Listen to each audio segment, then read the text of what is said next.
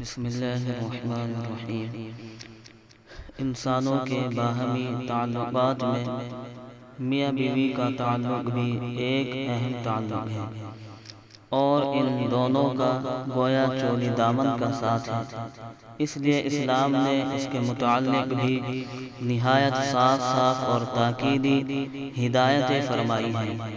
اس بارے میں اسلام کی تعلیم کا خلاصہ یہ ہے کہ بیوی کو چاہیے کہ اپنے شوہر کی پوری خیر خواہی اور فرما برداری کرے اور اس کی امانت میں کسی طرح کی خیانت نہ کرے۔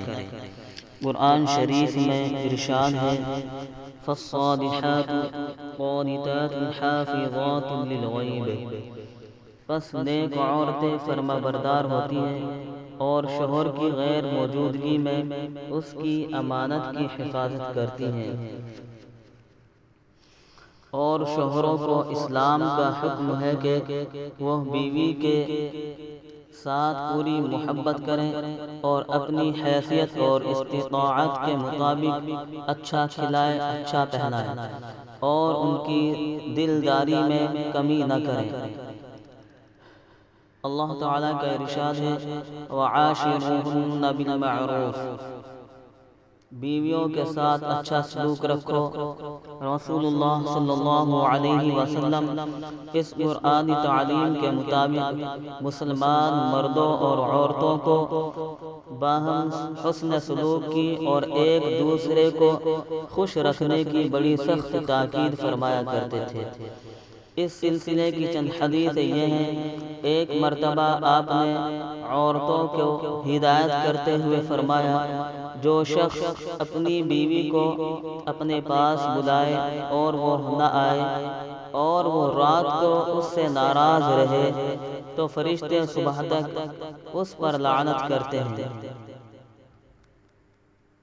ایک دوسری حدیث میں حضور صلی اللہ علیہ وسلم نے ارشاد فرمایا جو عورت اس حال میں مرے کہ اس کا شوہر اس سے راضی ہو تو وہ جنت میں جائے گی۔ حضور صلی اللہ علیہ وسلم نے فرمایا قسم ہے اس ذات کی جس کے قبضے میں محمد صلی اللہ علیہ وسلم کی جان ہے، کوئی عورت اللہ کا حق اس وقت تک ادا نہیں کر سکتی جب تک کہ اپنے شوہر کا حق ادا نہ کر دے۔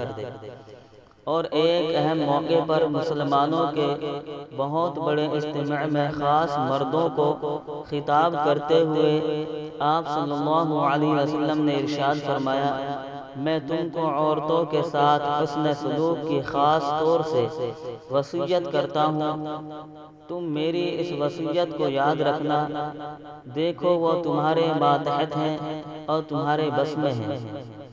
حضور صلی اللہ علیہ وسلم نے ارشاد فرمایا تم میں اچھے وہ ہیں جو اپنی بیویوں کے حق میں اچھے ہوں۔ ایک دوسری روایت میں ہے کہ رسول اللہ صلی اللہ علیہ وسلم نے ارشاد فرمایا مسلمانوں میں زیادہ کامل ایمان والے وہ ہیں جن کے اخلاق اچھے ہوں اور اپنی گھر والیوں کے ساتھ جن کا برتاؤ لطف و محبت کا ہو۔